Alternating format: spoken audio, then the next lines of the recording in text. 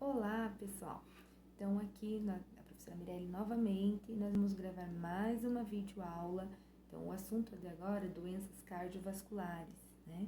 Então, como a gente falou sobre a questão de nutrição, a importância de se ter uma boa nutrição para ter uma boa saúde, né? Saber se alimentar adequadamente, seguir as diquinhas que a professora falou, de saber mastigar, de procurar alimentos saudáveis, né? Evitar alimentos gordurosos, processados, né? Então, ou seja, porque esses alimentos processados, eles ajudam a desenvolver esses tipos de doença que a gente vai citar agora, tá? Então, essas aulas que eu vou falar agora, vocês vão poder acompanhar no PowerPoint, que também está disponível lá na plataforma do Classroom, tá? Então, vocês podem ir olhando lá e acompanhando o que eu estou explicando, ok? Então, definição. O que é uma doença cardiovascular? São um conjunto de problemas que atingem o coração e os vasos sanguíneos, provocando doenças graves, complicações à saúde da pessoa, como infarto, insuficiência cardíaca, né, arritmias, AVC e outros tipos de alteração na circulação do sangue. Então, é uma das situações bem complicadas. Então, por exemplo, a gente vai falar sobre cada um deles, mas assim, uma alimentação não adequada, baseada bastante em gorduras, né? Gordura, ela não é ruim, gente. A gordura, ela é amiga, tá? Ela mantém a gente, por exemplo, hoje tá frio, então ela mantém o nosso corpo aquecido. Então, essa é a função da gordura. Só que quando ela tem para vocês nunca mais esquecer, ela tem um amor muito grande pelo coração, vamos dizer assim, tá? Então, uma paixão platônica. Então, ela ama tanto o coração que ela vai e abraça ele com tanta força até que ele não consegue se mover, né? Daí gera um infarto. Então, vocês têm uma imagenzinha bem legal nesse slide. Então, se vocês olharem o coração em volta dele todo cheio de gordura, então que é como se fosse esse amor, abraçar esse coração, tá? Então, vamos lá no próximo. Então, a primeira doença que a gente vai falar, né, é o colesterol. Então, o que é o colesterol? O colesterol, que muitas pessoas pensam, o colesterol não é uma doença, tá? Então, é o contrário do que muitas pessoas pensam, ele não é uma doença. Ele está naturalmente presente no corpo em qualquer indivíduo e desempenha funções importantes como síntese de hormônios, né? Dos hormônios sexuais e da digestão, além da absorção de vitaminas lipossolúveis como A D, a E e a K, e lipídios, da produção da vitamina E e prevenção da perda excessiva de água por evaporação da pele. Então, o que vem ser essa gordura? Nós temos dois tipos de gordura, tá? O HDL e o LDL. Então, o HDL, para nós entender, é uma gordura boa. Então, eu sempre costumo dar esse exemplo que vocês nunca vão esquecer. Então, pensem num relacionamento que não deu certo, tá? Aí, você descobriu uma traição, né? E, de repente, né, você vai para um bar. O LDL e as outras gorduras, o VLDL, IDL e as inúmeras gorduras que a gente chama aqui que são gorduras ruins, elas te levam lá pro bar e elas toma aí, bebe esse também, né? Essa pessoa, ela andava comigo também, não tava nem aí, né? Então, ou seja, te deixa mais baixo astral ainda, né? Te faz sair de um problema que você tinha ali e para um outro pior, porque você está virando um alcoólatra, né? Então, ou seja, aumenta a situação, a gravidade. E o LDL, o HDL é uma gordura boa. É aquele amigo que aparece nas horas mais difíceis da tua vida. Vai lá, te dá um abraço, te ajuda a sair daquele momento difícil. Então, esse é o HDL. Só que normalmente a gente tem um HDL, né? Para levar inúmeras gorduras ruins. Então ele vai lá, ele tira aquilo, joga fora, mas de repente vem outra, daí ele vai de novo e tira. E ele não vence, é muito, tá? Então, por isso nós temos que se preocupar com o quê? Com gorduras, né? O HDL é uma gordura boa, né? Que é essa gordura que, digamos assim, que auxilia o nosso corpo. E as gorduras ruins, né? O LDL, o IGL, o VLDL, todas essas outras gorduras, né? A gente chama ela de baixo nível, tá? Que quer dizer assim, ó, eu vou dar a definição certinha aqui, ó. Existem 2 tipos de colesterol, o LDL e o HDL. O colesterol LDL é conhecido como mau colesterol. É responsável por transportar o colesterol para as células do tecido, tá? Quando o seu nível está elevado no sangue, pode ocorrer o acúmulo nas paredes das artérias. Então, ele se junta nas paredes das artérias, ele dificulta a passagem do sangue. Aí, por isso eu dei o exemplo do casal, tá? Daqueles amigos que te levam pra bagunça e daquele amigo que te tira da bagunça, tá? E o HDL, né, que é o colesterol bom, o colesterol bom transporta o colesterol dos órgãos, dos tecidos, para o fígado, removendo essa substância do organismo. Então, ele retira, por isso ele é chamado de colesterol bom, tá? Bom, aí, alimentos bons, né, que são ricos. Então, ricos em fibras, como frutas, verduras, legumes, alimentos integrais, aveia, né, quinoa, chia, né, que são sementes de chia, né, ricos em ômega 3, linhaça, peixes, sardinha, atum, salmão, azeite de oliva extra virgem, né, óleo de coco, tubernáculos, como inhame, mandioquinha, batata doce, tá? Então, por exemplo, uma situação assim, esses alimentos eles ajudam no colesterol bom, tá? E alimentos ruins, bacon, carne gordurosa, queijos amarelos, lagosta, sorvete, cremosos, biscoitos recheados, pele de frango e aí por diante. Esses são alimentos ricos em gordura, nesse colesterol ruim, tá? Então a gente deve, não que a gente não possa comer, mas comer moderadamente e evitar que seja isso uma constante na nossa vida. Quando a gente comer com menos porções, tá? Bom, o colesterol, como a gente falou, alto, ele fortalece a pessoa ter um infarto ou um AVC. Por isso a importância de se cuidar nesse sentido da alimentação, tá? Então, o que vem ser um infarto? Popularmente conhecido como ataque cardíaco. É um processo de morte do tecido, necrose, né? Por parte do músculo cardíaco por falta de oxigênio, devido à obstrução das artérias coronárias, tá? A obstrução ocorre em geral pela formação de um coágulo sobre a área previamente comprometida por arteriosclerose, placa de gordura causada por estreitamento dos vasos sanguíneos. Então, ou seja, o colesterol vai diminuindo a passagem do sangue da artéria, então o sangue tem que fazer uma força maior para circular. Consequentemente, o que acontece? A pessoa, essa força maior, ela aumenta a pressão arterial. Aumentando a pressão arterial, a pessoa pode ter um AVC, que a gente já vai falar na frente, ou um infarto, tá? Então, essa é a importância. O que a atividade física vai fazer? Vai estimular, né, para que essas gorduras se movam e não fiquem fixas nas paredes das artérias. Aí por isso que ela deixa a pessoa mais saudável, tá? Essa é a finalidade, certo?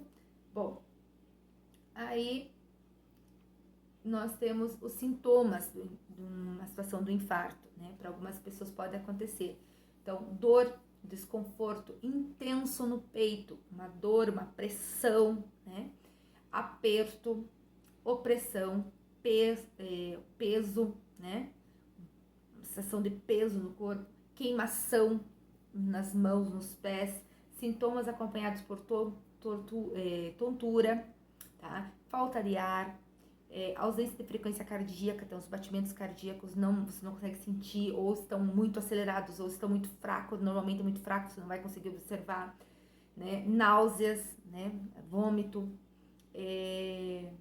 náuseas e vômito, né? Sudorese, então começa a suar as mãos, né? Palidez, um mal-estar súbito e a sensação de morte. Então a importância, né? Sentiu algum sintoma desse? Médico, gente, liga pro SAMU urgente, tá? Bom, a próxima doença que a gente vai falar é a diabetes. Quem é a diabetes? Então, a diabetes, né? Diabetes mellitus é também uma doença metabólica da glicose causada pela falta, né, ou má absorção da insulina, tá? Hormônio produzido pelo pâncreas, cuja função é quebrar as moléculas de glicose para transformá-las em energia, a fim de que sejam aproveitadas por toda a célula, tá? A ausência total ou parcial desse hormônio interfere não só na queima do açúcar, como na sua transformação em outras substâncias, como proteína, nas proteínas, músculos e gordura, tá? Então, a importância, né? Então, o que é a diabetes? É exatamente digamos assim, uma doença, né? Que o metabolismo, ele não consegue, né? Ele tem dificuldade, né? O pâncreas não consegue produzir insulina, tá? Ele tem dificuldade na produção dessa insulina, então pelo excesso de açúcar, tá? E daí o que acontece? Nós temos dois tipos de diabetes. Diabetes tipo 1 é o pâncreas produz pouca insulina ou nenhuma. A instalação dessa doença ocorre mais na infância e adolescência, tá? Independente, né, exige aplicação de injeção diária de insulina. Então, por exemplo, a diabetes tipo 1, normalmente a pessoa nasce com ela, tá? Ou ela tem uma predisposição genética, então por isso que ela aparece na infância e na adolescência já. Então, o pâncreas já nasce, digamos, cansado, vamos dizer assim. Ele não consegue produzir a insulina. Aí a pessoa tem que aplicar, né, com uma injeção no abdômen, outros aplicam na coxa, né, essa insulina para acontecer o funcionamento do organismo.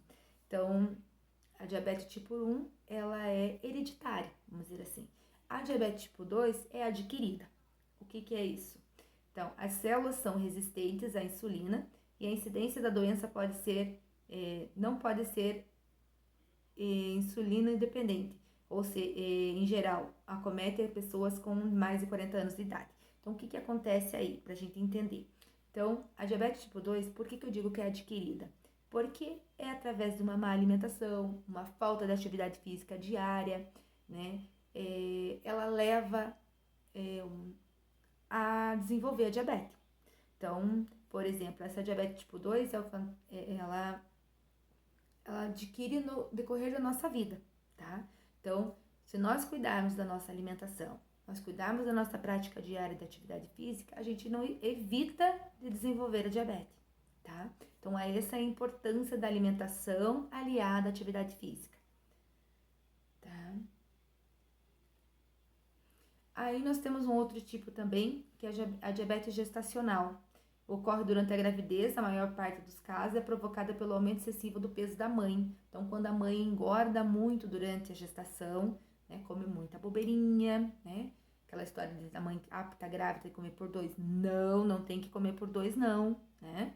Tem que comer o suficiente que precisa e alimentação saudável, tanto para ela quanto para o bebê. Já pensou desenvolver diabetes tipo 1 no bebê, né? Então vai se sentir culpada, então não pode, tá?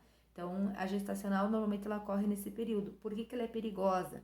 Porque ela pode dar inúmeros tipos de doença, inclusive na hora do parto, gente. Então é muito preocupante, tá? Digamos assim, tem que ter um cuidado extremo. A alimentação adequada, uma prática de atividade física. Gravidez não é uma doença, então a mãe pode fazer uma prática de atividade física leve, claro, mas ela pode sim, né? E tem que cuidar, regrar a alimentação, tá? Sintomas. Então, quais os sintomas da diabetes? a urina, né? Urina demais, faz xixi demais. Com isso, desidrata facilmente, né? Aumento do apetite, querer comer demais. Alteração visual, não consegue ter uma distinção da visão. Impotência sexual em alguns casos, infecções urinárias, infecções fúngicas, né? Urinárias, por causa de fungo, na pele, nas unhas, né? Feridas, especialmente nos membros inferiores, demoram a cicatrizar. Então, a pessoa que é diabética, se ela tiver um corte no pé, ela demora para a cicatrização daquele corte. Então, tem alguns casos de pessoas diabéticas, por exemplo, que pisaram em um prego, né? Aquele prego enferrujou, né? Deu um tétano no pé, a pessoa estava quase perdendo a perna, porque ela perde a sensibilidade, gente, sensibilidade. Então, quando a gente cutuca numa agulha, por exemplo, a gente já sente. E a pessoa que é diabética, ela perde essa sensibilidade, ela pode cutucar e não sentir, tá? Bom, então, continuando, hipertensão. A hipertensão, né, é a pressão alta. É uma doença democraticamente que acomete crianças, adultos e idosos. Então, não tem faixa etária. Homens e mulheres de todas as classes sociais, com condições financeiras diferentes. Então, também isso não leva a ser... não é um item assim, né? Popularmente conhecida como pressão alta, esta está relacionada com a força que o sangue faz contra as paredes das artérias para conseguir circular por todo o corpo.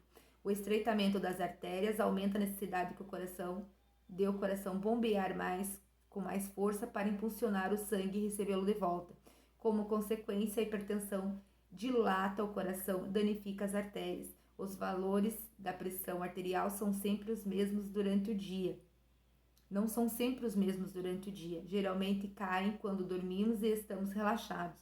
E sobe com atividade física, agitação e estresse. Então, primeiramente, lembra quando eu falei do colesterol, que a gordura adora o coração? Então, ela fica entre as artérias. Aí, quando o coração tem que fazer mais força para bombear esse sangue, ele aumenta a força para o sangue force para passar para aquele caminho que está dificultoso. Aí, com isso, ele faz com que a pressão sanguínea suba, tá? Aí a gente chama de hipertensão. Então, a hipertensão, ela é acima de 14. Igual a 14 ou acima de 14, tá? E a hipotensão, que é a pressão baixa, tá? Ela é abaixo de 8. Então, o ideal, né? Então, de 7 para baixo, tá? Hipotensão. Então, o ideal que é a pressão para o indivíduo adulto, normal, saudável, é 12 por 8, ou 120 por 80 milímetros de mercúrio. Isso é o ideal. Se a pessoa está com 14 por 9, ela já é considerada uma pessoa hipertensa. Então, a hipertensão é um inimigo silencioso, gente. Eu vou ler alguns sintomas aqui que podem acontecer, mas é em algumas pessoas. Tem pessoas que não sentem isso, não sentem nada do que eu for falar. E a pressão está lá em cima. E ela pode ocasionar tanto um infarto quanto um AVC. Tá? Sintomas: a hipertensão arterial, doença traiçoeira, só provoca sintomas em fases muito avançada, quando a pressão arterial aumenta de forma abrupta, né, exagerada. Então, o que as pessoas podem sentir? Uma forte dor de cabeça, uma dor no peito, uma tontura, né? Tem pessoas que sentem muita dor na nuca, tá? Mas isso não é para todo mundo, tá? Então, pode ser que a pressão suba tão rapidamente que a pessoa não perceba. Bom, AVC é a última, então, acidente vascular cerebral. O que é? Tá? Acontece quando os vasos que elevam sangue ao cérebro interrompe ou se rompe, provocando uma paralisia da área cerebral, que fica sem circulação sanguínea. Essa doença acomete mais homens e é uma das principais causas de morte e incapacitação e internações no mundo todo. Então, o que acontece no AVC? Para a gente entender, nós temos dois tipos, o isquêmico e o hemorrágico, tá? Então, por exemplo, tá aqui o cérebro. No cérebro não tem sangue, gente. Tem uma capinha, como se fosse... Nosso cérebro é igual uma couve-flor. tá? Então, quando essa couve-flor, né, em volta como se fosse um saquinho plástico, tá? Nesse saquinho plástico tem as ramificações, os vasinhos sanguíneos. Então, quando a pressão sobe muito rapidamente, ela faz com que esses vasinhos não aguentem, eles se rompem, como se fosse um cano de água, rompe. Aí vaza com água, né? Vaza com sangue, a parte do cérebro. Então, se ele, digamos assim, para a gente compreender como que acontece. Então, por exemplo, no hemorrágico, tá? Rompeu com sangue no hemorrágico, um AVC hemorrágico, rompeu esse sangue, gerou um AVC hemorrágico. Quando há um rompimento do vaso cerebral, ocorrendo um sangramento, uma hemorragia, em algum ponto do sistema nervoso. Então, por exemplo, depende do lugar onde atingir, né, no cérebro, vai fazer com que a pessoa perca a visão, perca a fala, a audição, os movimentos físicos, tá? E o AVC, né, hemorrágico, né, é o segundo, decorre da obstrução de uma artéria e do seu rompimento, e não obstrução de uma artéria e não o seu rompimento. Então, o que acontece? Ele obstrui, não deixa passar o sangue e daí acontece um hemorrágico, tá? Bom, aí vocês vão ter a imagem bem certinha aqui, tá? Do isquêmico, no como acontece do hemorrágico, né? Quando ele se rompe, ele estoura, né? E o isquêmico quando ele bloqueia a passagem. Então, o isquêmico bloqueia a passagem. O hemorrágico estoura, tá? Bom, aí, voltando ao que eu tava falando, quando acontece, né? Digamos assim, de não conseguir passar esse sangue e molha com sangue o cérebro, então a pessoa vai perder, né, depende do lugar onde molhar, vai perder os movimentos, ou o lugar depende onde atua, vai ser os órgãos vitais, tá? Então, os órgãos vitais seriam, por exemplo, coração, pulmão, rim, ele paralisa, então a pessoa tem uma morte cerebral, que a gente chama. Já viram falar em derrame cerebral? Então, a pessoa teve uma morte, tá? Uma morte cerebral. Então, essa morte cerebral, o cérebro morreu, não tem mais o que fazer, tá? Então, porque ele atuou uma região do cérebro onde os órgãos vitais foram comprometidos, todos os órgãos vitais. Dependendo da região do cérebro que ele atuar, ele vai paralisar os movimentos, vai perder, né, a visão, a fala, a audição, como eu falei. Né? Essas pessoas que vocês já viram que acontece um AVC, ficam às vezes acamadas, né? Então é nesse sentido. Bom, tem alguns aqui, digamos assim, sintomas que a gente pode falar, né? Sintomas do isquêmico: perda repentina de força muscular ou visão, dormência, tá? Nos braços, na face, nas pernas, dificuldade para comunicar-se, né? Fala mais arrastada, dificuldade de compreensão, tá? Tontura, formigamento dos lados do corpo, num dos lados do corpo, então amortece um lado só, alteração na memória, tá? Aí, no hemorrágico, dor de cabeça repentina do nada, edema cerebral, aumento da pressão intracraniana, né? Náuseas, vômito, tá? E quais são os riscos de um AVC, né? Que provocam, digamos assim, os fatores de riscos para o AVC são os mesmos que provocam ataque cardíaco. Por isso que eu falei, a questão da gordura, do cuidado com a alimentação, né, com o colesterol, com a glicose, para não desenvolver esse tipo de doença. Então, o que acontece lá? Hipertensão arterial, então, problema muito sério, né? Colesterol elevado, fumante, diabéticos, tá? Histórico familiar, ingestão de álcool, né? Vida sedentária, excesso de peso e estresse. Esses são dos fatores que ajudam a desenvolver tanto um AVC quanto um infarto, tá? Então, se tiverem alguma dúvida, alguma pergunta, coloquem lá, tá? Ou me mandem por WhatsApp, ou perguntem lá no Classroom, Qualquer dúvida, coloquem lá, pessoal. Até a próxima aula.